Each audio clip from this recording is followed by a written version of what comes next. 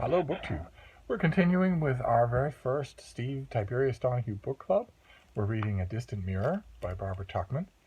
I'm feeling a little under the weather, but I didn't want to let the side down by not making a video today, so this might be brief, but we're trucking right along in this book. We're doing part by part. The book is in two parts. We're doing half of each part per week, so we're closing in. We'll do our last video next week.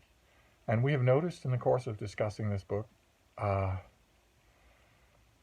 many of the four horsemen of the apocalypse are invoked on a regular basis, right? There is famine, there is pestilence, most famously the Black Death. And there's also death and war, and the structure of Tuchman's narrative has led her to spend a good deal of time with the 14th century signature garish headline, which is the bubonic plague.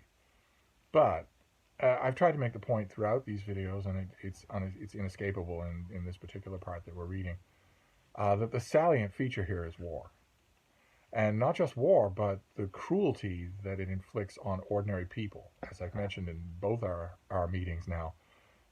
People who absolutely do not care who is King of France, who is King of England. They do not know anything about the church's legislation of who has primogeniture or anything like that. They're farming their fields and raising their kids. When suddenly those fields are on fire and those kids are being spitted in front of them.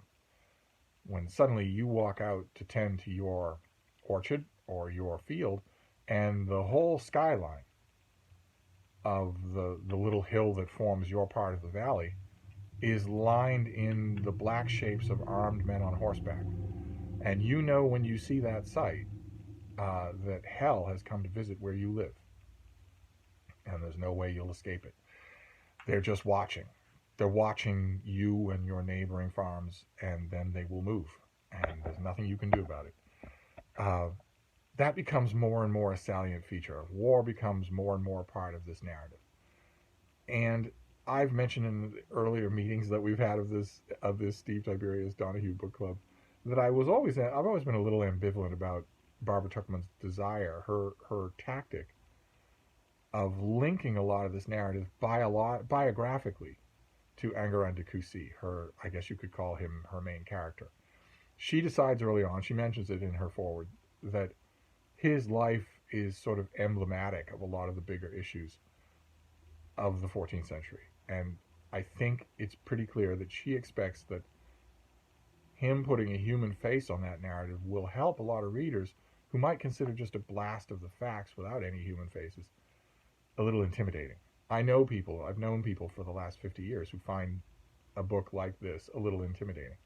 I've been very, very gratified to get messages from a lot of you and read comments here on YouTube from a lot of you saying that you might have felt that way, but you certainly don't feel it anymore. And the best part of all, the best comment of all that I get is when people write to me and say, not only did I feel intimidated about this book because it's a 700-page work of medieval history, and I don't feel intimidated anymore, but also the fact that I have found this book so wonderfully readable, such a hugely enjoyable reading experience to start my year, means that I am going to be a lot less inclined to be intimidated about any similar book in the future. Reading this book has shown me that I can read these kinds of books, that they are made for me, same as an epic fantasy, which is a point that I've been making since long before there was an internet. I've been telling people, you judge pretty harshly, as well you should. You are the reading audience. You are the reader. If you pick up an 800-page work of epic fantasy where you don't know any of the characters, you don't know any of the kingdoms, you don't know any of the political issues involved, any of the religious or social issues that underpin everything, you rightly view that it is the author's entire task to make all that clear to you.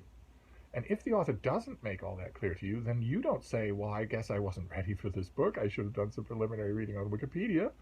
No, you say the author has failed, and because the author has failed. Same thing is true with any kind of narrative. I don't care if it's a 1,000-page novel about upper-middle-class Connecticut divorce, or in this case, an 800-page work of French medieval history. It's the author's job to do the world building. And we've mentioned there are historians out there who don't pause to do world building and still do excellent books. They're writing for a different kind of audience, but for a general audience, no, you don't get to tell the audience, well, here are the 10 books you need to read before you read mine. No, you could do that, but that means you've failed. It means you've written an incomplete book. Barbara Tuchman very much does not do that, and this book brims with personality. It brims with people. So much so, she's so good at picking out personalities from the innumerable sources that she consults that I've often been led to think that maybe you don't need to worry about giving us one salient personality in the form of Kusi. Maybe you don't need to worry about doing that. You're underestimating how good you are. But in the part that we're reading today, Kusi himself goes to war in a far more pointed and specific way than the broader concepts of war that were generally painted in the first two parts that we read. He's in the saddle. He's personally there at the battlefields. And that tends to make a difference. That tends to vindicate Barbara Tuchman's choice for me in these chapters. I'm wondering if you'll think the same way. You really do, it does pay off. When you get to this part of the book, the decision pays off because you now feel like you know this guy.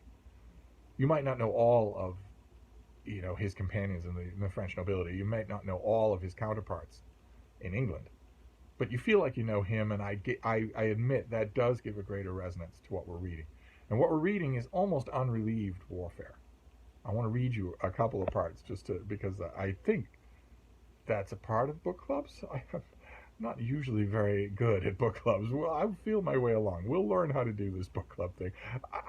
The main part of it works already. A lot of you are enjoying this experience. So that was, of course, my main concern, was that you all enjoyed it, and you are.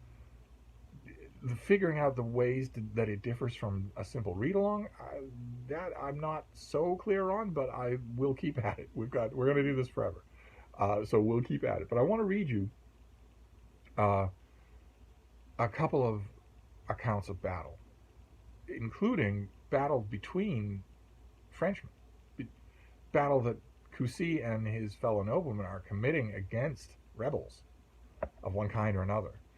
Including this, there's a battle where 3,000 Flemish people are trapped in a wood and annihilated almost down to a man.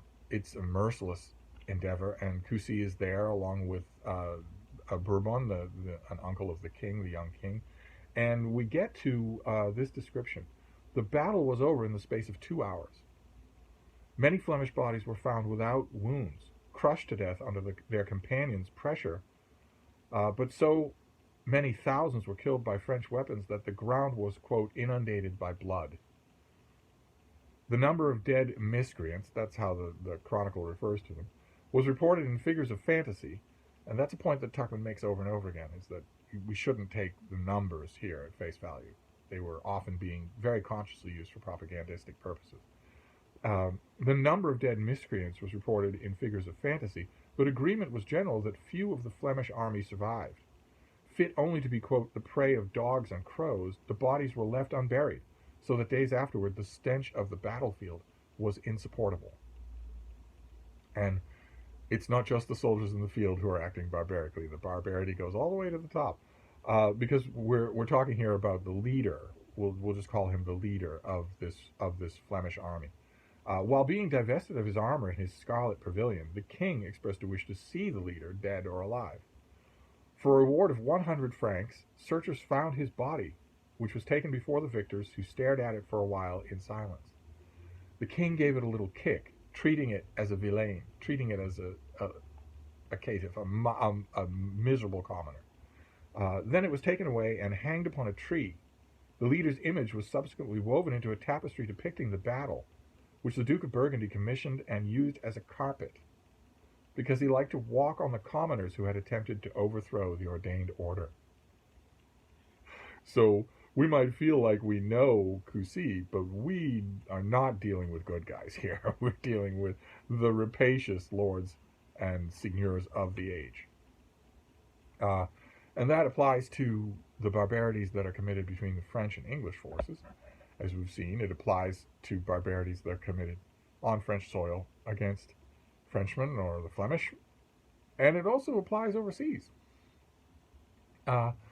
because in this ongoing war, Italy, for instance, is neutral. The major powerful, wealthy city-states of Italy are largely neutral. Some of them even acting as bankers for one side or the other, or both, cleaning up in every way imaginable. And Cusi decides to bring the the horrors of war to Italian soil. And Barbara Tuchman does a wonderful narrative job, giving us first a brief but very good, very memorable image of how beautiful that world is, and then the image of its destruction. Uh, Starting in August, Cusi crossed the Apennines and entered the land of the Tuscan miracle on the west. Cyprus stood out against a rich blue sky. Vineyards and silver olive trees clung to the slopes. Between hills topped by castles or villages, slow white oxen moved through a landscape hand-tended for 2,000 years. You can just picture it in your mind. So wonderful. The kind of flourishes like that just don't happen often enough in modern history. The French army penetrated harshly in a progress that was not the peaceful one Cusi had promised. To their shock and grief, as the Florentines afterward complained bitterly to the King of France, they learned, quote, he was not the same towards us in his heart as he outwardly feigned. Partly as a form of intimidation to remind Florence to stay neutral, partly to pay and provision his mercenaries, Cusi exacted tribute from towns and looted villages, even seized castles. Florence sent more envoys, crying peace, peace, and offering rich gifts and further assurances of neutrality if he would bypass Florentine territory. Cusi continued to answer soothingly, but force once employed quickly became rapine, difficult to restrain. This would be a common refrain in war, whether you're using mercenaries or your own men. Generals all the way from the time of the Greeks and the Romans found that their men became difficult to control once they were given a steady supply of booty, not only in the form of pawnable items and things like that, things that you can carry off, but also in the form of torture and rape. It becomes difficult to control those appetites. Many an ancient general already commented on that. In Cusi's case, I think the documents that Tuchman provides, she provides her sources very well. She lays them out very clearly. I don't think that Cusi very much minded. That's what I'm trying to say. I don't think that this was difficult to control. I think these men knew they had his perfect agreement. But the account goes on with more of the complaint from the Florentines. It's heartbreaking, even after all these centuries. It's heartbreaking. You can picture these people. The quote goes on, the complaint goes on. They not only stole geese and hens, robbed the dovecotes, and made off with sheep, rams, and cattle, according to the Florentine complaint. They actually stormed our unarmed walls and undefended homes as if they were at war with us. They took people captive and tortured them and forced them to pay ransom. They killed men and women in cruel ways and set fire to their empty houses. Which the ransom is one thing, but you can see from an account like that the destruction here was the point.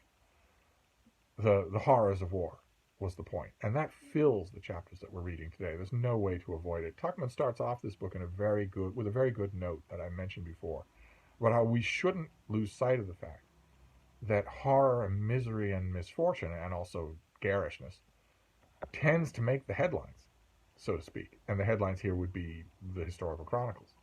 They tend to make the headlines sometimes in greater proportion than real lived life would have them seem, so that the portraits start to look like this was a time of unrelieved misery, where no one was ever happy, for even a minute. And Tuchman points out, I think correctly, that can be a distorted view of history, but nevertheless, these places, walking out in the morning to feed the chickens and milk the cows, and looking onto that Apennine hill,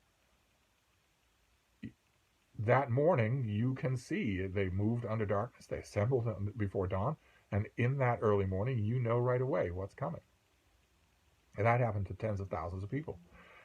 That's foremost in these chapters, and that's where we're going to stop for today. We're not.